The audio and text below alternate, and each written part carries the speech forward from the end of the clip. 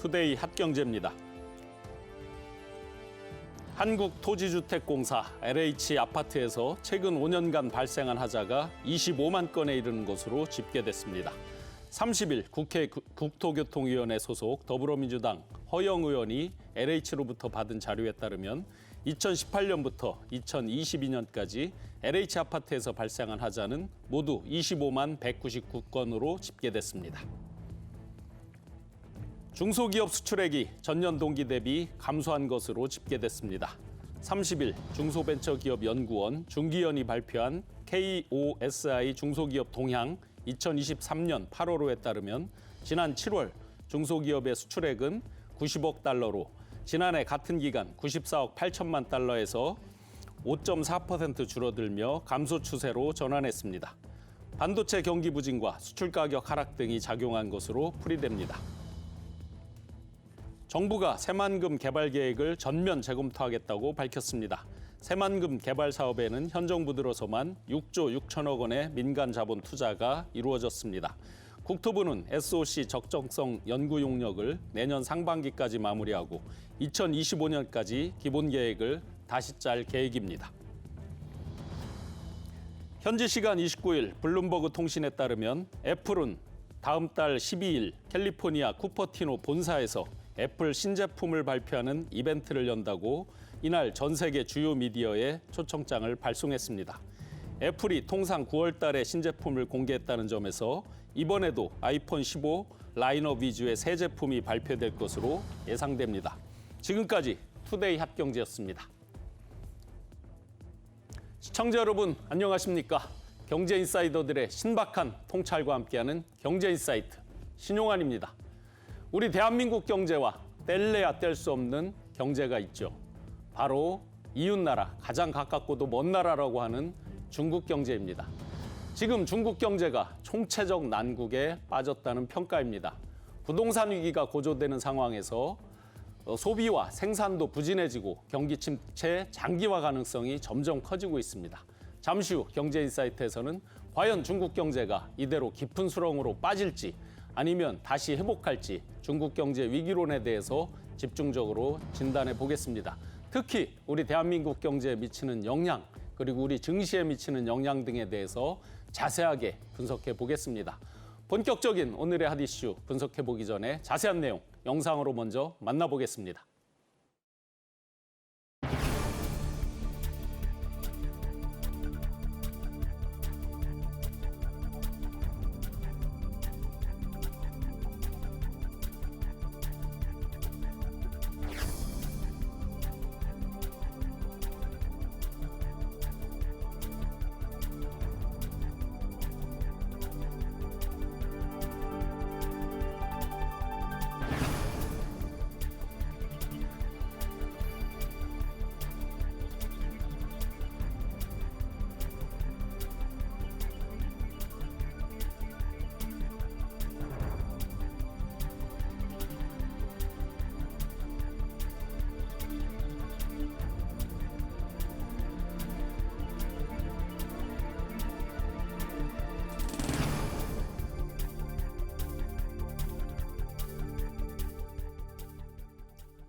위기의 중국 경제에 대해서 분석해 주실 전문가 두 분 소개해-드리겠습니다. 박한진 한국외국어대학교 중국외교통상학부 초빙 교수, 김광석 한국경제산업연구원 경제연구실장 함께하십니다. 네, 반갑습니다. 안녕하세요. 반갑습니다. 네.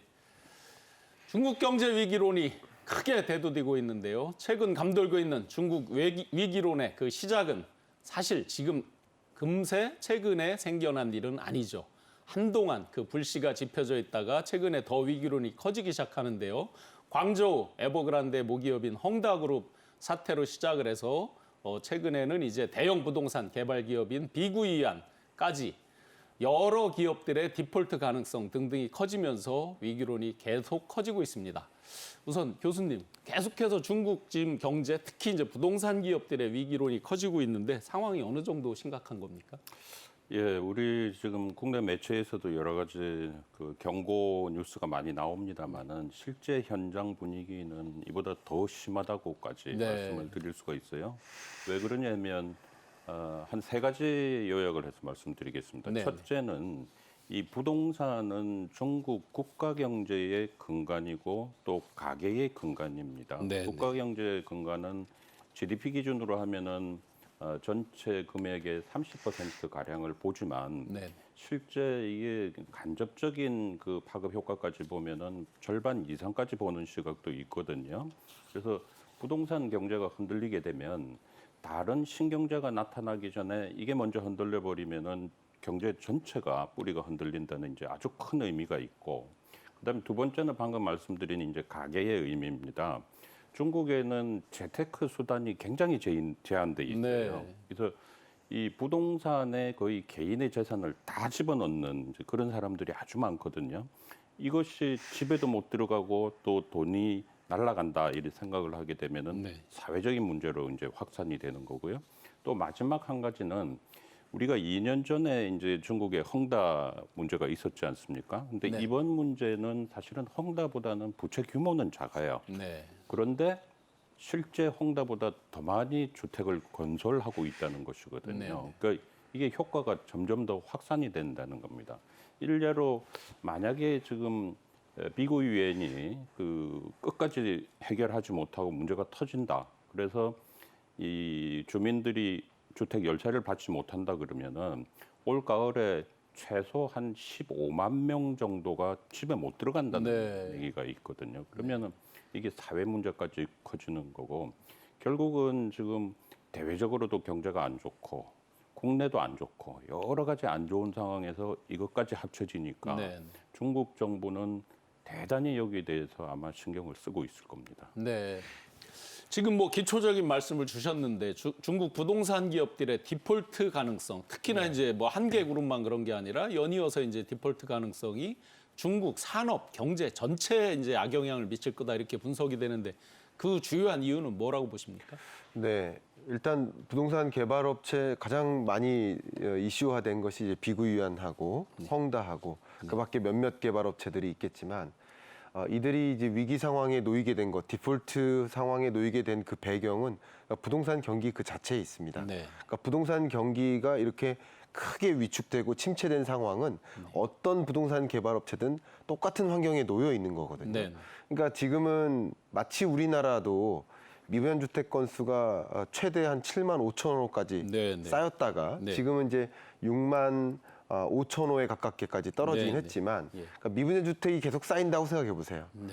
그러면 건설사들이 돈 빌려다가 네, 네. 집을 짓는 거죠. 네. 돈 빌리는 게 뭡니까? 부동산 PF죠. 네, 그렇죠. 부동산 PF로 돈을 일으켜가지고 자금을 일으켜서 건설을 하고 네. 분양이 완료되면 돈 갚을게요 하는 네. 방식인데 미분양이 계속 쌓인다는 얘기는 갚을 능력이 사라진다라는 네. 거잖아요. 비슷한 상황인 겁니다. 부동산 경기가 굉장히 안 좋게 위축되다 보니까 비구위안뿐만 아니라 여러 부동산 개발업체들이 같은 환경, 그러니까 주택 건설뿐만 아니라 인프라 건설까지 포함해서 전반적으로 돈을 받을 수 없는 상황까지 놓이게 됐고, 그러니까 결과적으로 돈을 일으켰잖아요. 채권을 발행해서 건설사들이 이제 회사채를 발행해서 돈을 일으켰는데 대외적으로 대내적으로. 네. 근데 그 갚을 능력이 사라지는 거죠. 이자도 못 갚는 상황에 네. 놓인 거죠. 근데 이렇게 부동산 경기가 안 좋다라고 한다면 그 부동산 경기가 실제 중국 경기에 얼마만큼 영향을 미치나 이런 것을 봐야 되는데 물론 이제 연구하는 그 방식에 따라서 어디까지가 부동산 산업이냐를 네, 네. 규명하기에 따라 좀 차이가 있습니다만 부동산 산업을 어떻게 보면 이제 광의가 아닌 협의의 의미로 해석을 한다면 적게는 한 12, 13%. 네. 그리고 광의의 부동산 관련 산업까지 네. 확장한다면 지금 보시는 것처럼 약 28.7%까지 네, 네. 중국 GDP의 상당히 많은 비중을 네, 차지한다라는 거예요. 이게 광의로 해석한다면 이런 거죠. 집을 져요. 아파트를 집니다. 그 아파트에 들어가는 철근, 네. 시멘트, 벽돌, 네. 뭐 각종 전자부품도 빌트인 되어 있잖아요. 네, 에어컨 네, 같은. 네. 그러니까 이런 것까지 생각해 보면 관련 산업 활동들은 굉장히 많거든요. 네, 네. 그러니까 결과적으로 부동산 경기가 이렇게 침체되는 과정 속에서 이 부동산 개발 업체들이 이렇게 어려워진 상황은 단 그 기업들만 위험 상황에 놓인 것이 아니라 네, 네. 중국 경기 전체적인 어떤 빨간 등이 켜진 것이다라고 해석해 볼 만하고 그리고 지금 이슈화된 몇몇 기업들만 어려운 상황에 놓인 것이 아니라 네. 전반적으로 많은 건설사들이 같은 상황에 놓여 있는 것이다. 네. 이렇게 해석해 본다면 지금 이 이슈를 그냥 간단히 짚고 넘어갈 만한 사안은 아니겠다. 이렇게 네. 생각이 됩니다. 지금 설명해 주신 대로 그야말로 미칠 파장이 산업계에서 뭐 네. 범위를 어디부터 어디까지 한정할 수 없을 정도로 파급력이 클 수도 있겠네요. 그렇습니다. 네. 그러면 지금 이제 안 그래도 경기 침체 속에서 이제 부동산 그룹들의 연쇄적인 어떤 디폴트, 그야말로 채무 불이행 선언 우려까지 이렇게 겹치면서 디플레이션에 빠질 우려, 걱정이 굉장히 큰데 지금 중국 내부에 중국 경제에 있어서 디플레이션 가능성 이런 것들은 어떻게 보십니까?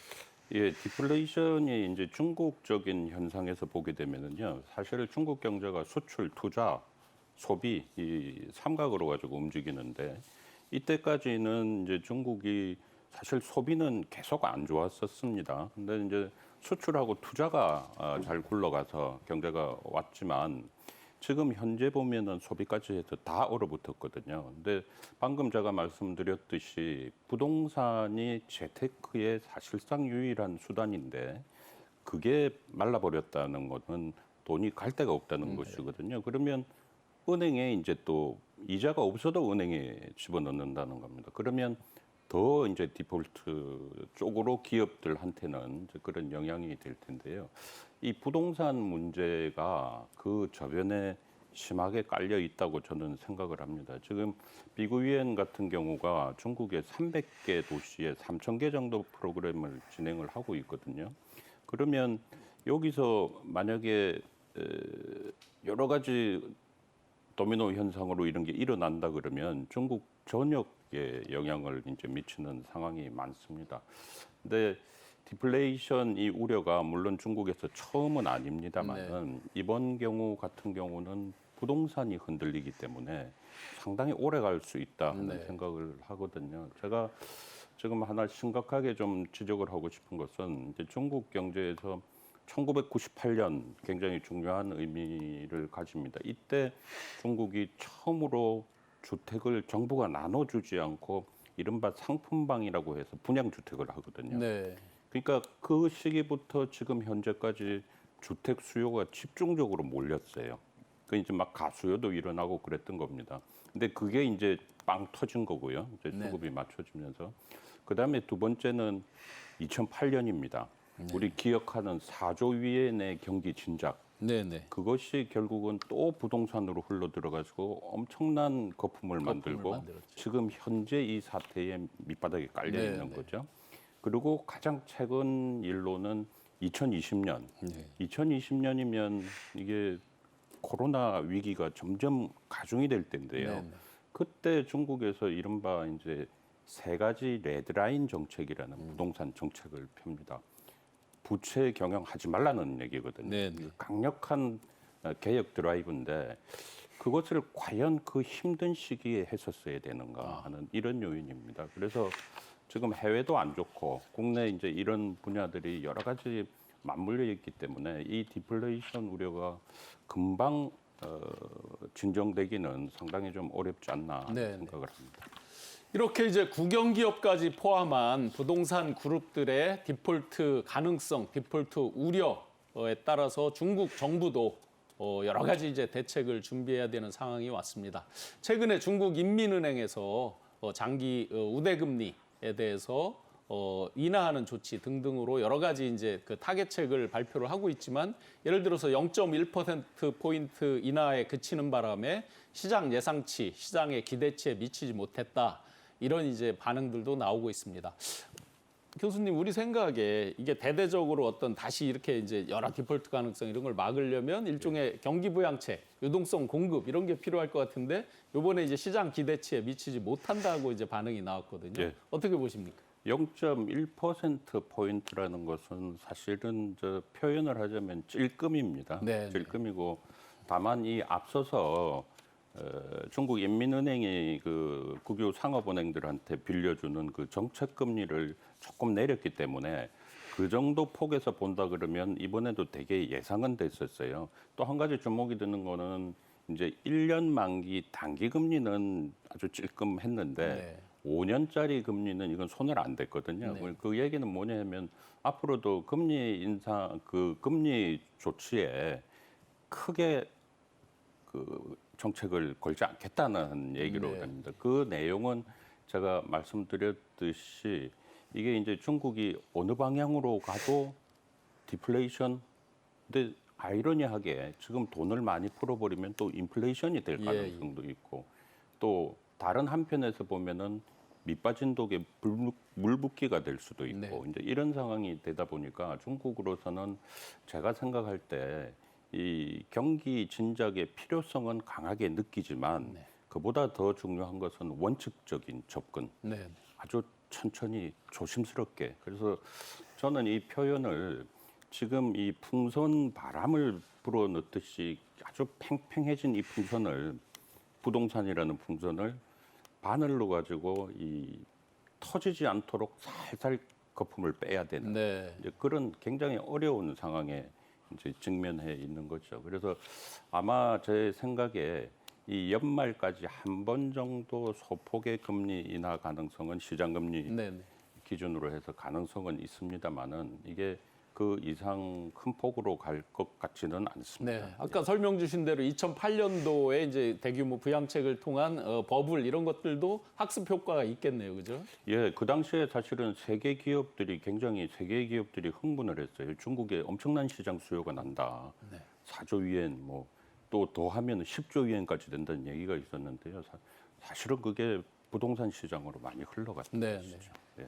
중국 정부가 이렇게 이제 파격적인 어떤 부양 조치라든지 회생시키려는 어떤 의지 이런 것들이 보여지지 않으면서 전체적으로 글로벌 투자은행이나 글로벌 전문 기관들이 중국의 경제 성장률을 4%대로 속속 낮추고 있거든요. 이 부분에 대해서는 어떻게 보십니까? 네, 중국 경제가 이렇게 불안불안하고 소위 꼬꾸라지는 모습을 보이고 있죠.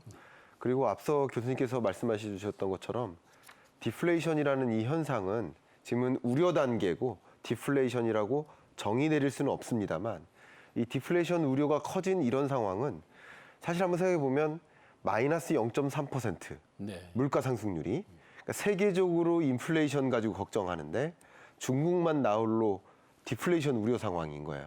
그럼 상대적으로 이 물가 상승률은 굉장히 더 낮은 겁니다. 상대적으로 생각해 보면 또 상대적으로 또 생각해 본다면 우리나라의 잠재 성장률이 2% 정도고요. 미국도 한 2% 정도 됩니다. 그 2% 성장하는 나라가 예를 들어서 4%의 물가 상승률을 경험하는 것과 중국처럼 5% 성장하는 나라가 마이너스 물가 상승률을 기록하는 것은 엄연히 다릅니다. 그러니까 이 마이너스 물가 상승률은 굉장히 심각한 마이너스라는 것을 우리는 상대적으로 이해할 필요가 있습니다. 근데 이렇게 디플레이션이 심각하게 나타나고 있는 이런 현상은 왜 일어날까요? 우리 상점 주인 입장에서 생각해 봤을 때 가격을 낮춰 잡는단 말이에요. 왜 낮춰 잡을까요? 안 팔리니까. 그러니까 안 팔리니까 팔기 위해서 물건 가격을 내리는 거거든요. 지금 중국 경제가 그런 모습인 거예요. 더군다나 물건이 안 팔릴 뿐만 아니라 부동산이 안 팔리고 있는 거예요. 그러면 앞에 말씀드렸던 것처럼 아파트 한 채가 안 팔리는 게 아니라 그 아파트에 들어가는 어마어마한 양의 철근과 어마어마한 양의 시멘트와 어마어마하게 많은 그 구리선이 다 안 팔리고 있다는 거예요. 그러니까 디플레이션이 나오는 겁니다. 근데 디플레이션이 야기되면 통상 어떤 의사결정을 내리냐면 앞으로 물건 가격이 또 떨어질 거야. 그러니까 당연히 수요를 지금 안 일으켜요. 더 떨어지고 사야지. 집값도 생각해 보세요. 내구재 가격 생각해 보세요. 자동차 가격이 다음 달이면 더 떨어질 것 같아. 그럼 지금 삽니까? 다음 달에 삽니까? 다음 달에 사죠. 소비를 뒤로 미뤄요. 그러니까 소비를 뒤로 미루는 현상을 우리는 거시경제 지표로 확인할 수 있는 게 저축액입니다. 굉장히 특이하게 중국 경제의 경우에는 저축액이 쌓이고 있습니다. 그러니까 저축액이 쌓이는 만큼 소비를 안 하는 거야. 기업들도 투자를 안 합니다. 소비가 안 일어나는데 왜 신규 투자를 합니까? 그러니까 결과적으로 소비가 위축되고 투자가 위축된다. 그러면 가격을 또 떨어뜨릴 수밖에 없어요. 이런 현상을 뭐라고 합니까? 디플레이션 소용돌이라고 합니다. 한 번 이 디플레이션 소용돌이에 처하면 헤어나올 수가 없다라는 의미입니다. 경제학 용어입니다. 그러니까 디플레이션 소용돌이에 빠져 있을 만큼 중국 경제가 소위 쉽게 살아나기가 어렵다. 꼬꾸라지고 있다. 그래서 월스트리트 저널에서는 이번에 잃어버린 40년, 네네. 40년 호황은 이제 끝났다 이런 네. 식으로 표현을 했거든요. 그러니까 지금 제가 말씀드리는 것은 중국 경기를 놓고 이런 비구 위안을 비롯한 이 중국 디폴트 상황, 연쇄 디폴트 상황이 글로벌 금융위기까지 전개될까 그렇게 보진 않아요. 네. 그렇게 보진 않지만 강력한 경기 하방 압력으로 보고 있는 네. 겁니다. 그러니까 종전에도 중국 경제는 한때 2000년대 초반까지만 해도 14% 성장했었거든요. 네. 그게 10%까지 쭉 내려오다가 지금 올해는 5.2%, 네. 내년은 약 4.8%. IMF는 이렇게 전망을 하고 있습니다. 네. 근데 원래 이렇게 내려오는 길이었는데 성장률이 크게 둔화되는 경로였는데 지금 이런 디폴트 도미노 상태 이것은 더 큰 하방 압력을 준다는 네. 거죠. 그러니까 원래 그렇지 않아도 내려오는 국면이었는데 더 강하게 내려오게 만드는 그런 국면이다라고 이해해 볼 수 있고요.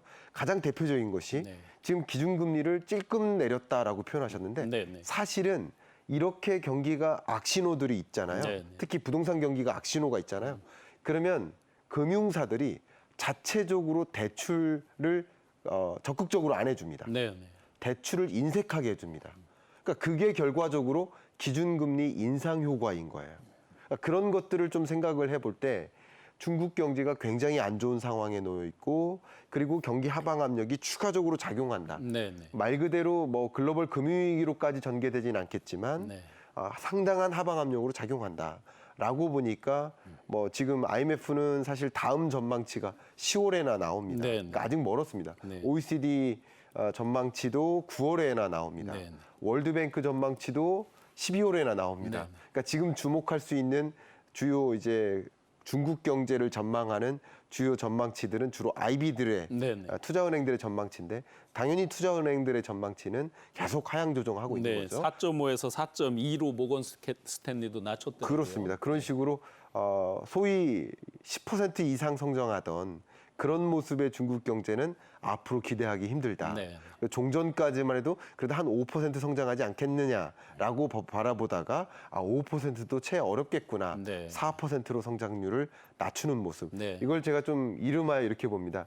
좀 언어 유희를 활용한다면 네, 리오프닝을 기대했다가 네. 리스크가 등장합니다. 네. 네. 그러니까 세계 경제 아하. 그 리오프닝에 대한 기대감이 엄청났는데 네네. 리오프닝 선물 상자를 열어봤더니 리오프닝은 언제가 떠오르고 아하. 리스크가 등장한 거예요. 네네. 그게 세계 경제에 또 중국 혹은 아시아 국가의 하방 압력으로 작용하고 있다. 그러니까 뚜렷하게 경제가 회복되는 그 시점이 더 지연되지 않겠느냐 네. 하는 생각을 하고 있는 지점입니다. 저희 대한민국도 이제 리오프닝에 대한 기대감이 컸었는데 역시나 그 리스크는 저희에게도 같이 이제 작용이 될 수 있는 그런 상황이 된 것 그래서 같습니다. 요즘 들어서 많이 도는 표현이 이제 선물도 열어봐야 한다. 네. 선물 받았다가 기분 좋았는데 사실은 선물도 열어봐야 기분 네. 좋을지 여부를 판단할 수 있다. 이렇게까지 이야기가 되고 있는 그런 네. 상황입니다.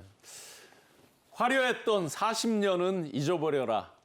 이 디플레 소용돌이에 빠지게 되면 일본의 잃어버린 20년보다도 오히려 더 심할 수도 있다라고 하는 수많은 우려들이 지금 더 널리 이렇게 퍼지고 있습니다. 거기에 마오쩌둥 시대부터 이어져 왔던 중국의 그 큰 인구 규모, 경제 규모를 이어가려면 발전시켜 나가려면 최하 5에서 6% 이상 성장을 해야 된다. 라는 이야기들이 많았는데 처음으로 3년 연속 5%가 무너질 수도 있다라는 우려까지 지금 나오고 있거든요. 교수님 어떻습니까? 5% 밑으로 실제 3년 연속 처질 그런 가능성이 보입니까? 어떻습니까? 예, 사실은 제가 지난 30년 동안 코트라에 있으면서 이제 중국의 그 미시 실무 비즈니스 쪽을 이제 업무를 했습니다만 실제 제가 관심을 갖고 있는 거는 이제 거시 쪽입니다. 그래서 이제 이 분야를 말씀을 드리면 한 4가지 측면으로 요약을 할 수 있을 것 같습니다. 첫째는 이 코로나 3년 기간에 이제 세계 각국이 그 대체 언제 오프닝을 할 건가에 대해서 관심을 많이 가졌는데 사실은 이 3년 동안에 중국의 경제에 대한 상흔이 너무 깊지 않았나. 그래서 잘 드러나지는 않았지만 지방에 가면은 중소기업들이 수많이 도산을 해가지고요. 그래서 지금 이제 청년 실업률이 20% 올라간다는 것은 사실은 그때 공장이 많이 문을 닫았습니다. 그게 이제 제대로 가동이 안 됐다는 이제 측면이 있고요. 그다음에 두 번째 방금 저 실장님 말씀하신 그 리오프닝 이후의 상황입니다. 이 리오프닝 이후에 처음 우리가 목격했던 모습은 대도시에 굉장히 사람들이 몰렸다는 겁니다. 네네. 그러면 소비가 일어나겠구나 싶었는데 그게 연결이 안 됐다는 거예요. 우리가 경제를 보게 되면 소비 경제를 보게 되면 의식, 주, 행, 락 이렇게 5가지로 볼 네네. 겁니다. 입는 거, 먹는 거, 그다음에 주택, 그다음에 다니는 거, 즐기는 거 이런 거죠. 근데 지금 보면 리오프닝을 해놓고 나니까 행 네 번째 네네. 사람들이 돌아다니기는 돌아다니는데 소비를 안 한다는 네네. 거예요. 주택 그 모양이죠. 그다음에 즐기는 것도 아주 최소화하죠. 네. 그래서 오죽하면 중국의 그 지방 도시에서 네. 그 양꼬치를 조금 많이 먹기 시작한 것이 전체 뉴스가 될 정도거든요. 네네. 지금 이 중국의 소비 이제 이 분야를 제가 간단하게 그 도시화 행계에 있는데요. 네. 대단히 복잡합니다. 지금 만약에 소비가 살아날라 그러면 단기, 중기, 장기 해가지고 여러 가지 측면이 같이 맞물려야 되거든요. 근데 지금 뭐 장기적으로 봐서 인구도 안 좋죠, 부동산도 안 좋죠. 모든 상황이 지금 안 좋은 상태가 돼 있기 때문에 지금 대단히 이제 힘든 이제 상황이 돼 있고요. 여기서 만약에 트리거를 하려 그러면은 부동산이 이제 돼야 된다는 겁니다. 네. 그다음에 이제 또 한 가지는 아까 처음에 제가 말씀드렸듯이 중국 경제가 잘 돌아가려면 수출, 투자, 소비가 같이 돌아가야 되는데 네. 사실 중국은 소비가 안 좋았기 때문에 우리가 그 금융에서 흔히 이론으로 쓰는 그 불가능한 삼각, 그래서 impossible trinity라고 얘기하는 불가능한 삼위일체라고 얘기하는데 만약에 그걸 거시경제에 갖다 놓고 보면 중국이 수출하고 투자 가지고는 잘 굴렀지만 소비는 안 됐다는 거거든요. 근데 지금은 소비까지 안 좋으면 이건 unreachable이 돼버립니다. unreachable trinity가 도저히 이거 어떻게 할 수 없는 이제 그런 상황이죠. 그다음에 마지막 하나는 만약에 중국 경제가 더 추락을 해서 요즘 경착륙 얘기가 이제 나오잖아요. 네. 근데 진짜 경착륙 상황으로 간다 그러면 중국에서 자금이 더 많이 빠지겠죠. 그래서 이제 선진국 시장 미국 같은 데로 이제 몰리면 한쪽은 돈이 말라서 문제고 한쪽은 돈이 넘쳐나서 문제고 이게 글로벌 시장으로도 다 안 좋습니다. 5% 성장은 연초에 중국에서 정부 공작 보고를 할 때 정부가 발표를 했습니다만은 사실 5% 내외로 이제 얘기를 했거든요. 지금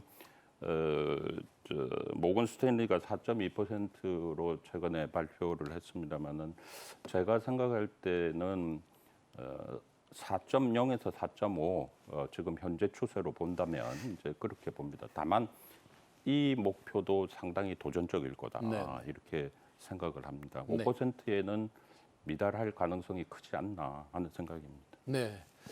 이렇게 이제 3년 연속으로 5% 미만 성장이 갈지도 모른다라는 우려 등등이 깊어지면서 중국 당국도 가만히 보고만 있지 않을 거라고 많이들 예측을 하고 있습니다.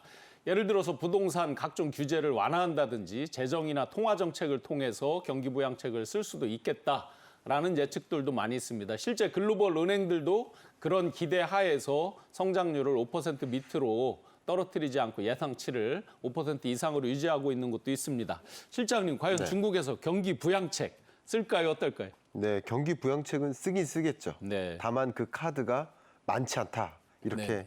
해석해 볼 수 있을 것 같은데요. 중국 경제를 놓고 제가 진단했을 때 제가 매년 경제 전망서를 내니까 네네. 지금 한참 24년 전망서 준비하다가 나왔는데요. 네네. 24년 경제를 좀 특히 중국을 가지고 이름할 때 저는 상은 효과 이렇게 표현을 합니다. 네. 왜냐하면 2020년 팬데믹 경제 위기 있었고 네네. 2022년에 2차 팬데믹이 있었습니다. 중국 경제는 유독 특이하게 네. 2차 팬데믹을 경험해요. 네네. 그래서 팬데믹 경험하고 회복되는 듯 했다가 다시 2차 팬데믹을 경험하고 네. 그러니까 아예 희망을 잃고요. 네네. 지금도 이제 2차 팬데믹에서 벗어나면서 리오프닝을 기대하고 있지만 다시 팬데믹 오는 거 아니야? 네. 하면서 상처는 아물었지만 흉터가 남는다. 네. 상흔 효과. 아, 그 네. 상흔 효과가 발생하는 거예요. 그래서 중국 소비자들이 소비 심리가 아직도 꽁꽁 얼어붙어 있고요. 네. 기업들의 투자 심리도 같이 얼어붙어 있습니다. 여기에 지금 부동산 디폴트 상황까지 맞물렸기 때문에 네. 중국 경제가 소비 심리나 투자 심리라는 관점에서 제자리로 돌아오기가 어려운 상황이에요. 그런데 경기 부양책을 쓴다고 과연 이 상흔 흉터가 사라질까? 흉터는 안 사라집니다. 네. 또 한 가지 좀 말씀드린다면 그렇게 여러 카드를 쓸 만큼 중국 정부도 여유롭지 못한 상황입니다. 네. 가장 대표적으로 이야기하는 것이 지방정부 부채 이야기인데요. 지방정부 부채 중에서도 숨겨진 부채 얘기를 굉장히 많이 합니다. 실제 그 숨겨진 부채 규모가 어마어마하게 많이 쌓여서 이제 중국 정부 자체도 어떤 재정정책 카드를 적극적으로 도입할 만큼 여유가 있지 못한 상황이라고 네. 평가 내려집니다. 오늘 마침 우리나라도 2024년 경제정책 방향이라든가 중기 예산 계획을 발표를 했지 않습니까? 네네. 근데 24년 예산에 대해서 그동안의 예산을 늘려왔던 것보다 가장 긴축적으로 네네. 조치를 취하고 있는 모습입니다. 네. 이게 결국 우리나라 정부도 네. 여유롭지 못한 거예요. 네네. 왜냐하면 재정을 적극적으로 투입할 만큼 세수가 원활하지 못한 겁니다. 네네. 한번 생각해 보세요. 세수는 어디로부터 발생합니까? 네. 경제 주체로부터 그렇죠. 발생해요. 네. 근데 기업도 어려워요. 네. 소비자도 어려워요. 그럼 소비자가 어려우니까 소비 활동 못 하죠. 네. 소비세가 덜 거치는 거죠. 역시 기업들도 어려우니까 기업 활동 덜 하죠. 네. 신규 투자 못 하죠. 법인세가 덜 거치는 거예요. 세수가 원활하지 못한데 어떻게 세출을 늘려나갈 수 있겠습니까? 네. 그러니까 그런 상황인 거예요. 중국 정부도 두 번의 팬데믹을 경험하고 셧다운을 경험하고 더군다나 이런 비구유한 사태, 이런 부동산 개발업체들의 연쇄 도미노 사태까지 경험하면서 네. 쓸 돈은 많은데 거둘 수 있는 돈은 충분하지 못한 거예요. 네. 더군다나 부동산 관련 산업이 중국 경제에 그렇게 많은 비중을 차지하는데 네. 그 부동산 산업이 말 그대로 수요로 연결되지 않은 상황이니까 거래세라든가 또 하다못해 부동산 거래가 일어남에 따라 나타나는 그 다양한 또 네, 네. 후광 효과들이 있거든요. 제가 좀 편하게 표현할 때 이렇게도 표현합니다. 아파트 거래가 일어나면 중국집 그 짜장면 하나라도 더 사 먹는다. 제가 이렇게 표현합니다. 이사 네. 수요라든가 인테리어 수요라든가 수많은 후광 효과들이 있습니다. 그러니까 이제 부동산 관련 산업이 그냥 부동산 하나만 연결되는 네. 게 아닙니다. 좀 어마어마한 연결이 있는 건데 그런 관점에서 중국 경제가 이렇게 거래가 잘 안 되고 네. 부동산 경기가 침체되면 세수도 원활하지 못하고 중국도 얼마만큼까지 부채를 끌어다가 나라 살림 하겠습니까? 네, 네. 그러니까 카드도 마땅한 게 별로 없는 거예요.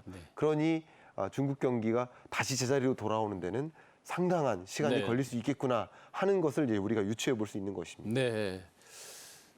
중국 경기하면 또 뗄래야 뗄 수 없는 아주 큰 영향을 미치는 그 변수가 있죠. 미국 경제입니다. 잭슨 홀 미팅 지난주에 마무리하면서 미국도 이제 장기 국채 금리 이런 것들에 대해서 주목해 보고 있는데 최근 이제 여러 가지 전망 가운데서 연말쯤 됐을 때 과연 중국 위안화 가치가 1달러당 7.6 위안까지 떨어질 가능성이 있겠다. 사상 최저로 하락할 수도 있겠다. 이런 예상들도 많이 있습니다. 그러다 보니까 중국에서 이제 위안화 방어, 위안화 가치 방어 이런 것들도 많이 지금 준비를 하고 있을 텐데 이런 부분은 어떻습니까, 교수님? 예, 제 기억에 이달 초까지만 해더라도 인민은행하고 그 최고위 금융당국에서 크게 신경을 쓰지 않았던 것 같은데요. 중순 이후로 조금 상황이 굉장히 급박해 보입니다. 지금 7.6이라는 것은 사실은 중국 경제가 과거로 되돌아가 버린다는 이제 그런 상황이고 7.6 되면 8이 되지 말라는 법이 없는 아마 심리적인 마지노로 보이는데요. 저의 개인적인 생각으로는 7.6까지 연말에 가기 전에 중국 정부가 강력하게 이제 통제를 할 것으로 예상이 됩니다. 통제하는 거는 지금 가장 우선 급선무가 시장에 그 믿음을 주는 것이죠. 제가 그래서 경기 부양책 중에 가장 좋은 경기 부양책은 심리적 진정제를 주는 것입니다. 지금 시장 주체들이 전부 꽁꽁 얼었기 때문에요. 근데 이제 그게 과연 뭐냐 하는 것이지요. 이제 그게 너무 지금 다방면으로 위기가 오기 있기 때문에 쉽지는 않지만 중국 정부로서는 과거에 그래 왔듯이 사회주의 정부의 특성상 어떤 수단 방법을 썼더라도 7.6까지 가도록 내버려 두지는 않을 것 같아요. 제 생각에는. 다만 문제는 뭐냐면은 이제 내년이 문제죠. 올해보다는 이제 올해는 어차피 지금 4분기가 다 들어가는 상황이고 해서 큰 정책 기조 또 거시경제 상황은 이 정도 가는 것 같고요. 내년이 이제 문제인데 내년에 또 3월 달에 보면 정부 공작 회의가 나오고 새로운 저기를 해야 되는데 과연 그때도 지금 이 상황으로 계속 갈 건가 하는 것은 이제 큰 문제입니다. 그래서 이 중국에서 뭐 국가의 금융 당국의 총 역량을 다 동원해서라도 제가 생각할 때는 아마 7.5 이상 넘어가는 것은 용인하지 않을 거다 하는 생각을 합니다. 네. 부동산 위기로부터 촉발된 중국 경제 위기에 대해서 전반적으로 분석해 보고 있습니다. 그런데 지금 이렇게 저희가 위기에 대해서 많이 분석을 해보고 있지만 많은 경제학자들은 중국의 위기가 지금 한참 진행된 것이 아니라 이제 단순히 시작 단계에 불과하다라는 분석도 많이 있습니다. 심지어는 일본의 잃어버린 20년, 30년보다 더 위기가 지속될 것이라는 분석도 많이 있습니다.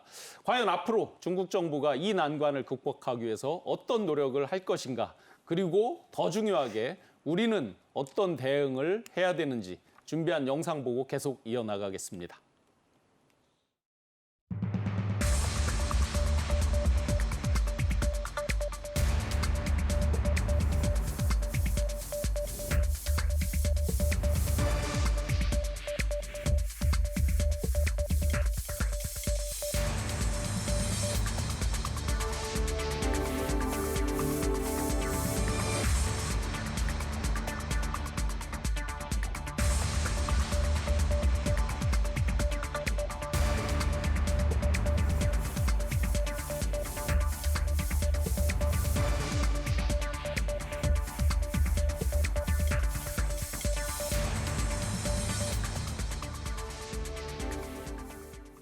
이렇게 이제 중국이 전 세계 경제에 미치는 영향이 큰데 그럼에도 불구하고 눈에 띄는 그런 타겟책이 나오지 않다 보니까 여러 가지 다각도의 전망들이 무성하게 나오고 있습니다.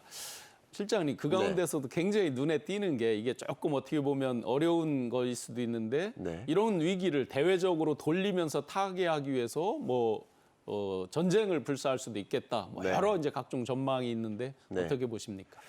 네, 그런 전망들, 특히 이제 지정학적, 군사 지정학적인 어떤 전문가분들은 그런 부분을 좀 많이 말씀하십니다. 왜냐하면 중국 경제가 이렇게 위태위태하고 더군다나 청년 실업률이 역사상 최대치를 찍고 얼마나 안 좋았으면 발표를 안 하는 것까지 결정했을까 할 만큼 이런 상황이다 보니까 이 서민들의 그 불만이 굉장히 큽니다. 그렇게 되면 체제 존속이 좀 어려울 수도 있지 않느냐, 연임도 어려울 수 있지 않느냐, 이런 생각을 많이 합니다. 그러다 보면 또 군사지정학적으로 봤을 때는 뭔가 특단의 조치를 취해서라도 결집력을 가져야 된다라고 생각할 수 있고, 그런 면에서 또 하나의 중국을 꾀하고 있었던 중국이 대만을 침략해서라도 결집력을 다시 모을 수 있지 않겠느냐 하는 그런 지정학적인 관측도 있습니다. 그분들을 그런 어떤 시나리오도 아예 배제할 수는 없는 것이다. 가능성이 높다고 판단하지는 않고 있습니다만 그런 시나리오도 배제할 수는 없겠구나. 그런 시나리오가 실제 전개될 때 그때는 우리는 어떤 식으로 대응을 할까? 이런 것들도 플랜 B로서 생각을 해둬야 되지 않을까 생각합니다. 네. 교수님, 중국 경제가 미치는 이제 전 세계 글로벌에 미치는 영향이 워낙 크다 보니까 전 세계에서도 많은 대비를 해야 되고 또 영향을 직접적으로 받는 나라들이 많고 또 가장 가까이 있는 우리 대한민국 경제에 많은 영향을 미칠 텐데 그런 영향들에 대해서는 어떤 영향을 미치고 어떻게 준비하고 하는 게 좋을까요? 예, 최근에 우리가 보는 중국의 위기 상황이 부동산하고 이게 결국은 이제 금융 문제가 될 텐데요.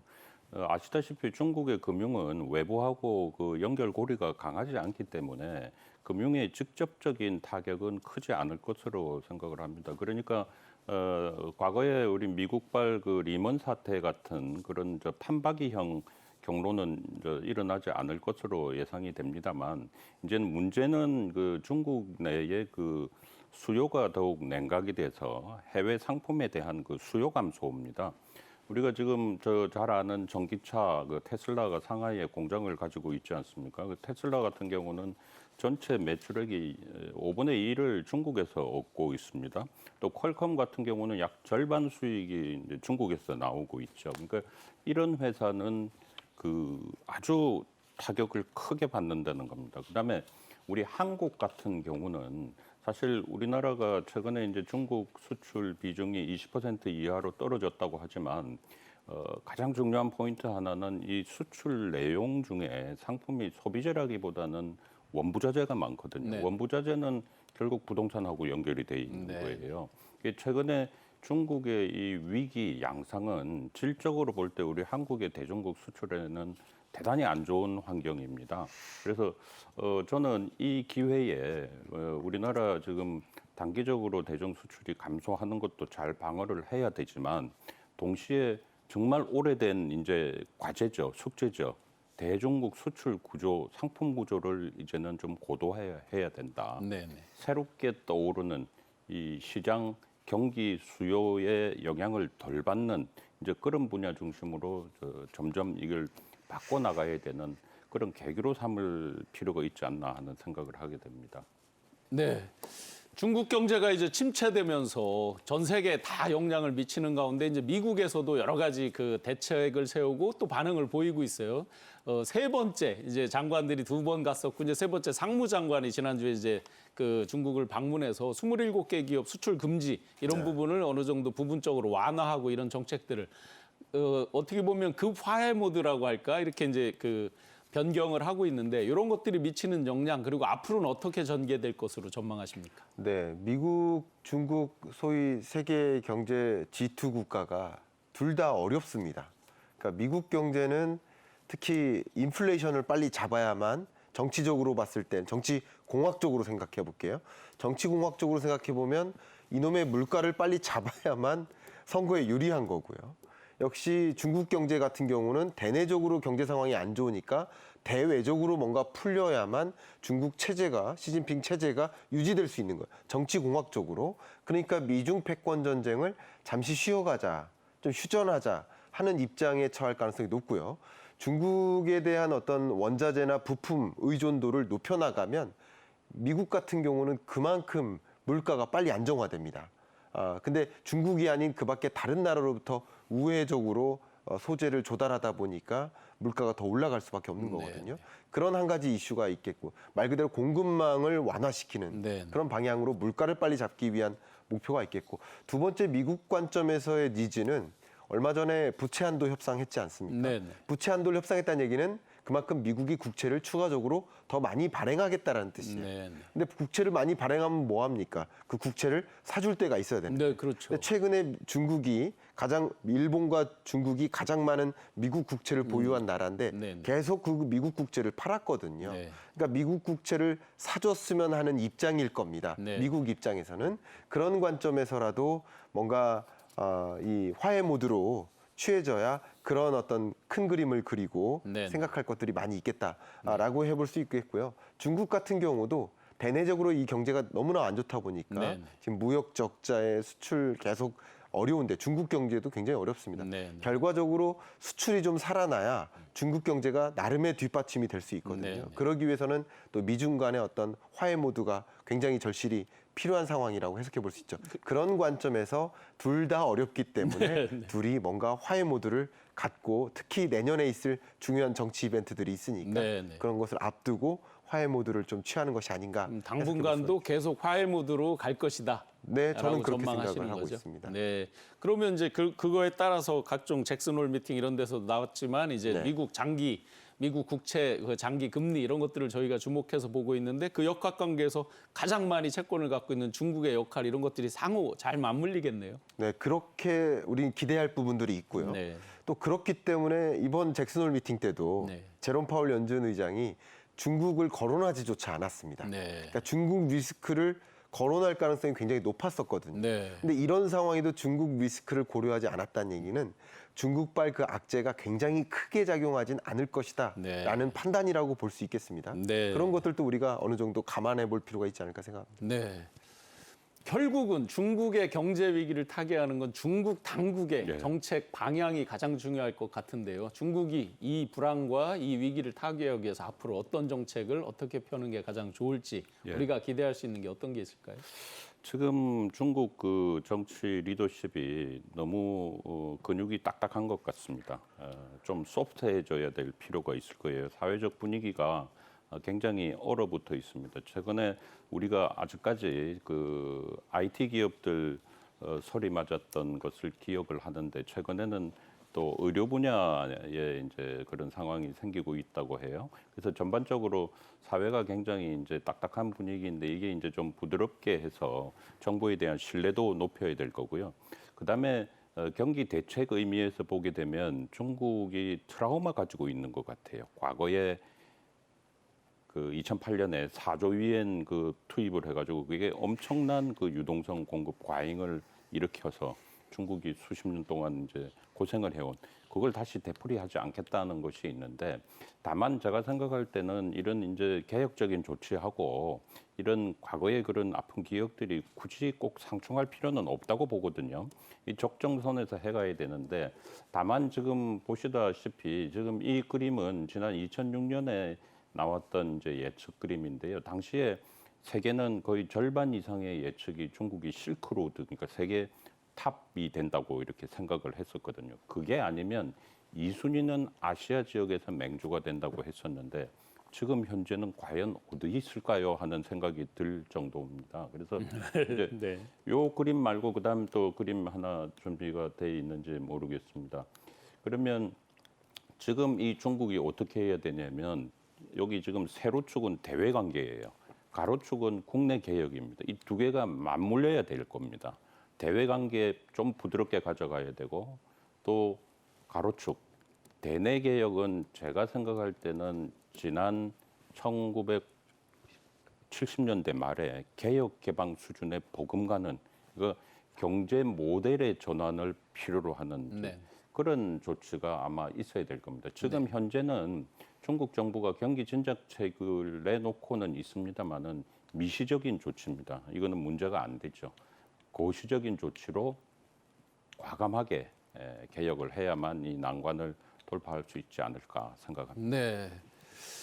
중국 경제 리오프닝에 대한 기대감으로 우리 대한민국에서도 이제 상저하고 등등을 이제 기대를 했는데 지금 우리 대한민국 경제에도 빨간불이 켜졌습니다. 네.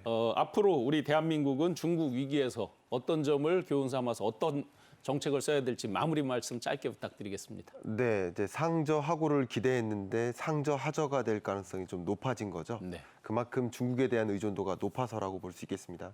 그럼 구조적으로 이런 일시적인 현상일지 몰라도 구조적으로 어떤 대응을 할지를 고민해야 될 텐데 저는 이제 디커플링 전략이 아닌 디리스킹 전략이 필요하다. 네, 네. 이 말씀을 좀 강조해드리고 싶어요.